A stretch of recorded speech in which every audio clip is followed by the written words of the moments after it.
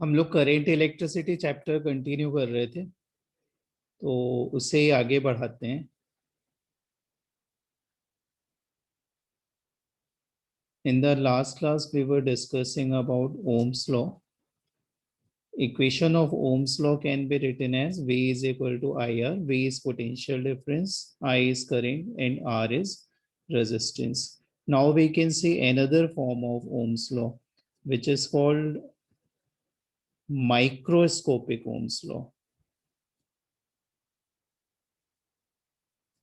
Microscopic Ohm's law.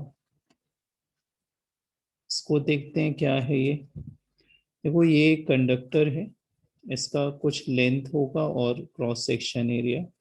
Suppose इसका length L है और ए इसका क्रॉस सेक्शन एरिया है, और रो इसके मटेरियल का स्पेसिफिक रेजिस्टेंस है। तो रेजिस्टेंस का एक्सप्रेशन आप लिख सकते हो रो एल अपॉन ए, और इसके एंड के अक्रॉस पोटेंशियल डिफरेंस अगर लगाया, पोटेंशियल डिफरेंस हमने V लगाया, तो ओम्स लॉ से आप ऐसे लिखते हैं V is equal to I into R. V is equal to I, R के प्लेस में rho L by A put कर दो, L को अपॉन में ले आओ, तो V by L is equal to I row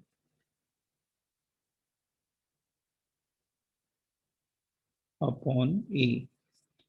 V by L को आप इलेक्ट्रिक फील्ड लिख सकते हो, और I बाय ए को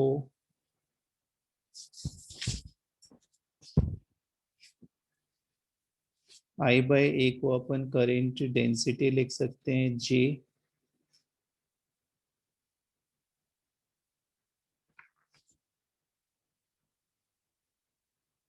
और रो रो को हमने 1/रो लेके आ गए लेफ्ट में, तो ये J हो जाएगा। 1/रो is also known as conductivity, electrical conductivity sigma. Sigma into E is equal to J, और we can write J is equal to sigma into E. Material के लिए सिग्मा कांस्टेंट होगा, तो we can write J is proportional to E. इस expression को vector form में भी लिख सकते हैं, क्योंकि J वेक्टर है और E भी वेक्टर है। तो ये माइक्रोस्कोपिक ओम्स लॉ होता है। Current density is directly proportional to electric field. जितनी ज्यादा इलेक्ट्रिक फील्ड होगी कंडक्टर के अंदर, उतनी ज्यादा करेंट डेंसिटी होगी। तो this expression is vector form of Ohm's law. ये ओम्स लॉ का वेक्टर फॉर्म होता है, या इसी को माइक्रोस्कोपिक ओम्स लॉ भी बोलते हैं।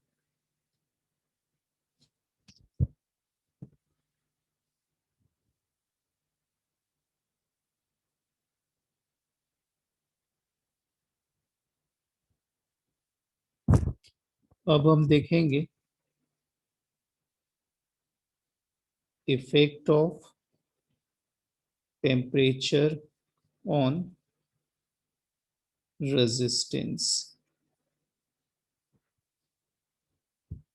रेजिस्टेंस के ऊपर टेम्परेचर का इफेक्ट, रेजिस्टेंस और रेजिस्टिविटी भी हो सकता है।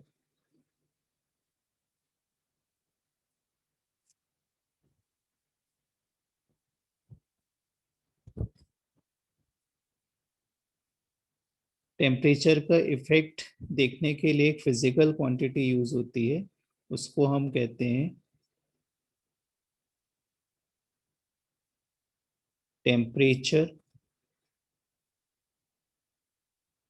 कोफिशिएंट ऑफ रेजिस्टेंस, और इसको अल्फा से डिनोट करते हैं। इसकी वैल्यू से हमको टेम्परेचर के इफेक्ट का नॉलेज होता है रेजिस्टेंस के ऊपर। जैसे कुछ मटेरियल्स के लिए इसकी वैल्यू पॉजिटिव होती है, कुछ के लिए इसकी वैल्यू नेगेटिव होती है, और कुछ के लिए अप्रोक्सीमेटली इक्वल टू जीरो या बहुत स्मॉल पॉजिटिव वैल्यू होती है, बहुत वेरी स्मॉल होती है पॉजिटिव वैल्यू। तो पॉजिटिव वैल्यू होती है मेटल्स के लिए। पॉजिटिव वैल्यू का मतलब टेम्परेचर इंक्रीज किया तो रेजिस्टेंस इंक्रीज हो जाएगा। मेटल या कंडक्टर के लिए। नेगेटिव, अगर अल्फा की वैल्यू नेगेटिव है तो इसका मतलब है टेम्परेचर का रिवर्स इफेक्ट होगा। टेम्परेचर इंक्रीज करेंगे तो कंडक्टिविटी उसकी बढ़ जाएगी, टेम्परेचर बढ़ाने से कंडक्टिविटी बढ़ जाएगी और रेजिस्टेंस क्या हो जाएगा, कम हो जाएगा। तो रेजिस्टेंस कम होगा टेम्परेचर के साथ तो वो अल्फा नेगेटिव हुआ। और ऐसे मटेरियल्स होते हैं सेमी कंडक्टर। कुछ एलॉय होते हैं उनके लिए अल्फा बहुत स्मॉल वैल्यू रखता है, स्मॉल पॉजिटिव वैल्यू रखता है। एलॉय, मैग्नीन, कॉन्स्टेंटन, इनसे रेजिस्टेंस वायर बनाते हैं। तो ये तो बस हमने देखा कि अल्फा की वैल्यू से क्या पता लगता है। अगर पॉजिटिव वैल्यू है तो रेजिस्टेंस इंक्रीज होगा टेम्परेचर के साथ, नेगेटिव वैल्यू है तो रेजिस्टेंस डिक्रीज होगा, और बहुत स्मॉल पॉजिटिव वैल्यू है तो ऐसे मटेरियल का यूज हम रेजिस्टेंस बनाने के लिए करते हैं, अल्फा जिनका बहुत स्मॉल पॉजिटिव वैल्यू रखता है। तो एलॉय होते हैं मैग्नीन, कॉन्स्टेंटन, इससे रेजिस्टेंस, स्टैंडर्ड रेजिस्टेंस हम लोग बनाते हैं। तो ये है क्या चीज, देख लेते हैं इसको। सपोज एक रेजिस्टेंस है हमारे पास, इसकी वैल्यू है कुछ R1 है और ये T1 टेम्परेचर में है। हमने टेम्परेचर बदल दिया, T1 से T2 कर दिया, तो अब रेजिस्टेंस भी बदल जाएगा इसका, R2 कह दिया हमने। तो यहाँ चेंज जो भी आ रहा है रेजिस्टेंस में, चेंज इन रेजिस्टेंस, ये दो फैक्टर के ऊपर डिपेंड करता है। एक तो डिपेंड करेगा इनिशियल क्या रेजिस्टेंस है, और सेकंड डिपेंड करता है change in temperature, temperature change पे डिपेंड करेगा। तो चेंज इन रेजिस्टेंस को ऐसे लिख सकते हैं, R2 minus R1 is proportional to initial resistance R1 temperature change T2 minus T1। Proportional हटता है तो एक कांस्टेंट लगाते हैं, उसी कांस्टेंट को अल्फा लिखते हैं, alpha R1 T2 minus T1। तो यहाँ से आप अल्फा को लिख सकते हो R2 minus R1 upon R1 divided by T2 minus T1। R2 minus R1 temperature change है, R1 इनिशियल रेजिस्टेंस है, और T2 minus R2 minus R1 resistance change है, T2 माइनस T1 टेम्परेचर का चेंज है, R1 इनिशियल रेजिस्टेंस है। अब इसका unit अगर देखें तो ऊपर ये R2 माइनस R1 रेजिस्टेंस है, नीचे भी रेजिस्टेंस है, इसकी यूनिट कैंसिल हो जाएगी, डिनोमिनेटर में सिर्फ टेम्परेचर बचेगा। तो इसका यूनिट या तो आप लिख सकते हो डिग्री सेल्सियस इनवर्स या फिर केल्विन इनवर्स लिख सकते हैं। तो ये एक्सप्रेशन होता है टेम्परेचर कोफिशिएंट ऑफ रेजिस्टेंस का। इसकी वैल्यू से हमको टेम्परेचर का रेजिस्टेंस के ऊपर इफेक्ट पता लगता है, और सेम इफेक्ट रेजिस्टिविटी के ऊपर भी आएगा।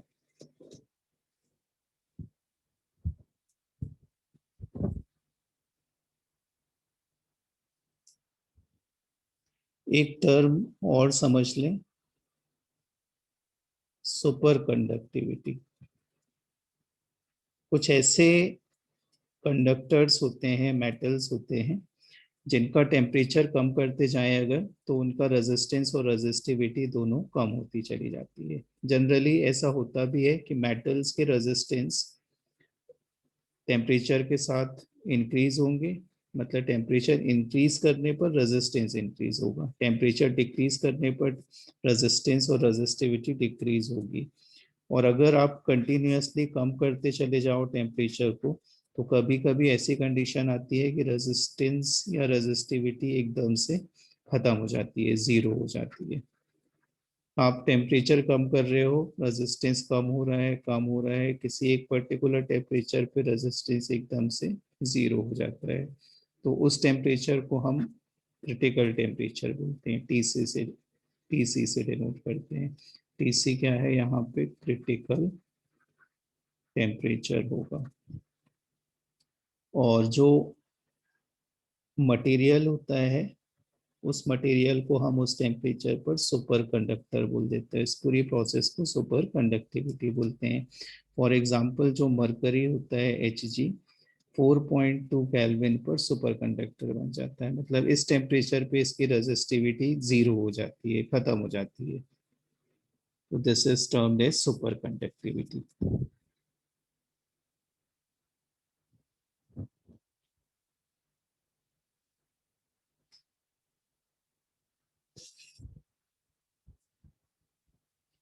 नेक्स्ट हम सीखेंगे सेल। सेल वो डिवाइस है जिसके अंदर केमिकल एनर्जी कन्वर्ट होती है। सेल के अंदर केमिकल एनर्जी कन्वर्ट होती है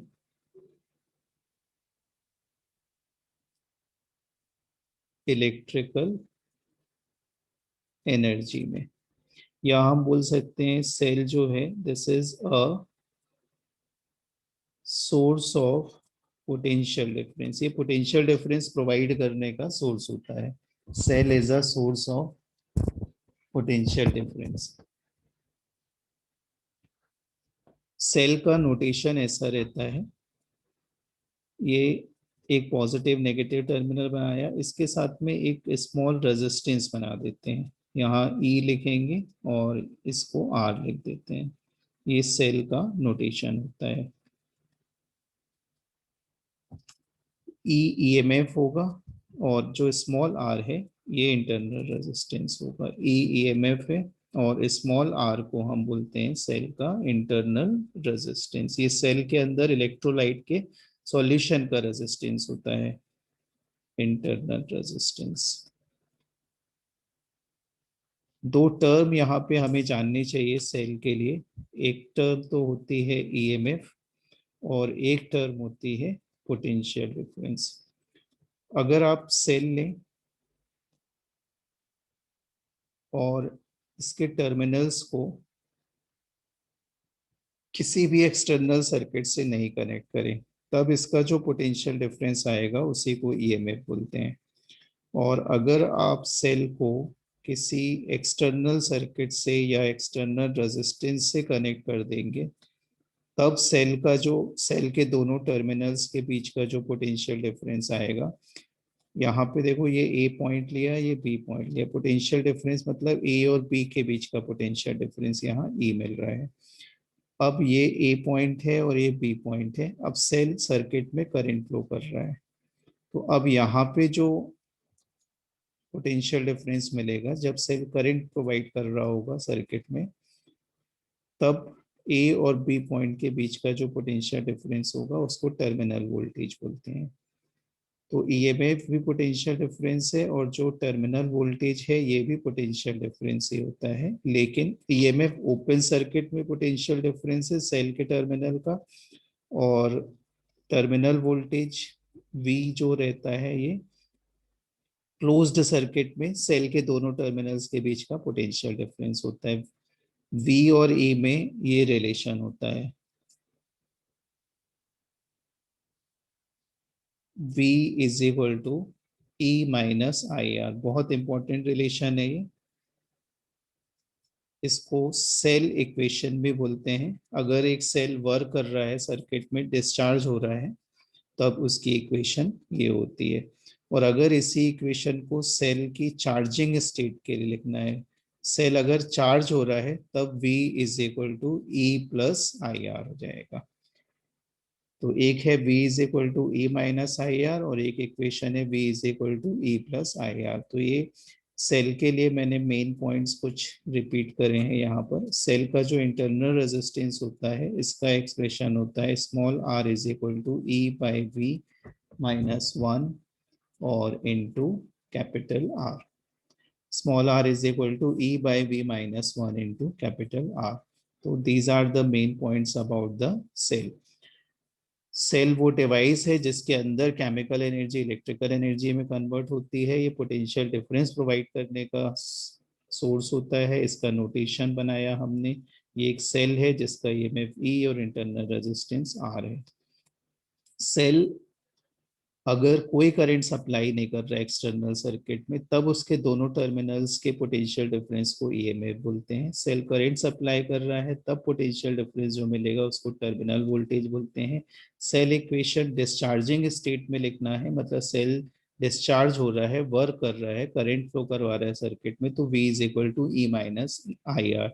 यहाँ पर देखो V is less than E है, और सेल अगर चार्ज हो रहा है तब cell equation P is equal to E plus I R लिखते हैं।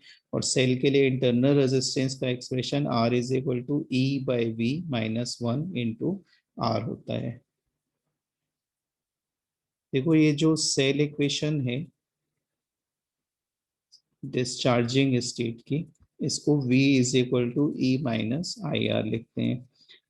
यहाँ पर अगर हम इसको ग्राफ में प्लॉट करें तो ये कुछ y is equal to M X plus C के फॉर्म की इक्वेशन है। अब दोनों इक्वेशन को अगर आप कंपेयर करें तो यहाँ पे देखो y एक्सिस में आप पोटेंशियल डिफरेंस ले लें और x एक्सिस में करंट ले लें, तो आपको एक स्ट्रेट लाइन मिलेगी। ये v is equal to E minus I R, ये स्ट्रेट लाइन की इक्वेशन हो गई। y is equal to M X plus C के फॉर्म में इस स्ट्रेट लाइन का जो इंटरसेप्ट होगा, इस स्ट्रेट लाइन का जो इंटरसेप्ट होगा c, वो सेल का ईएमएफ देगा। और इस स्ट्रेट लाइन का जो स्लोप होगा m, ये माइनस आर के इक्वल होगा, सेल के इंटरनल रेजिस्टेंस के इक्वल हो जाएगा। तो यहाँ स्लोप नेगेटिव होगा, तो कुछ ऐसी आपको एक स्ट्रेट लाइन मिलेगी, इस तरीके की स्ट्रेट लाइन मिलेगी। इस पॉइंट पर ध्यान दो, दो पॉइंट समझते हैं यहाँ पे। केस फर्स्ट, इस पॉइंट पर देखो ये करंट कम होते होते यहाँ पर करंट की वैल्यू जीरो होगी।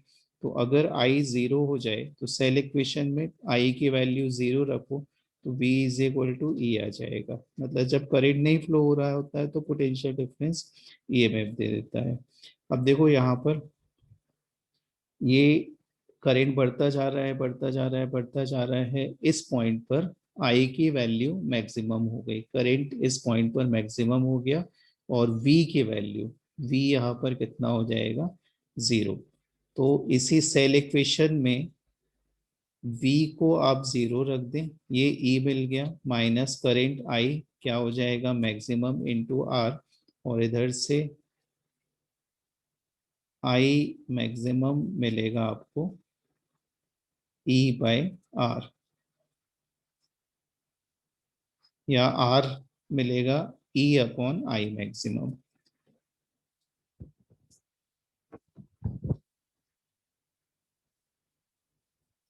सेल्स के सीरीज कॉम्बिनेशन को भी देखते हैं। सीरीज कॉम्बिनेशन में कुछ ऐसा होगा, ये एक सेल है जिसका ईएमएफ है E1, और इसका कुछ इंटरनल रेजिस्टेंस भी होगा R1। इसको एक और सेल के साथ में कनेक्ट कर दिए E2, और इसका भी कुछ इंटरनल रेजिस्टेंस होगा R2 लिख दे रहे। तो इस अरेंजमेंट को सेल का सीरीज कॉम्बिनेशन बोलते हैं।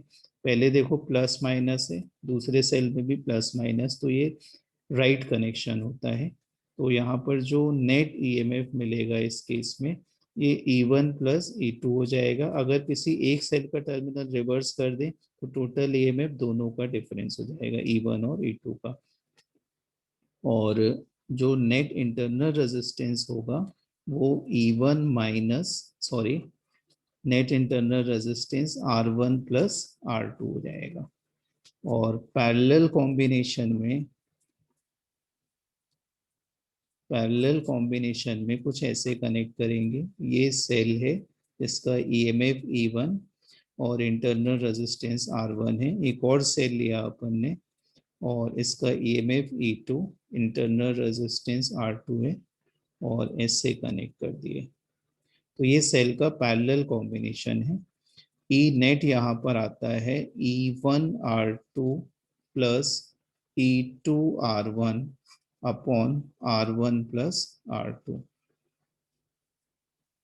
और नेट इंटरनल रेजिस्टेंस मिलता है आपको R1 R2 upon R1 plus R2। तो ये मैंने रिजल्ट लिख दिए हैं अभी, क्योंकि रिवीजन कर रहे तो पूरा पूरा डिराइव नहीं कर रहे हैं हम इसको, तो बस मैंने यहाँ पर आपको मेन रिजल्ट लिख दिए हैं। तो आगे का पार्ट फिर नेक्स्ट लेक्चर में देखते हैं।